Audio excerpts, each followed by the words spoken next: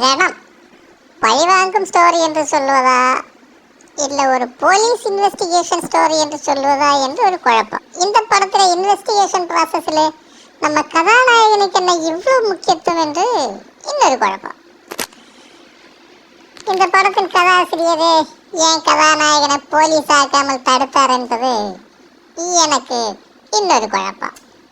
நல்ல கதை எழுதுகிற ஒரு கதாநாயகன் ஏதாவது ஒரு தயாரிப்பாளரை ஏன் அணுகவில்லை என்பது இன்னொரு குழப்பம்.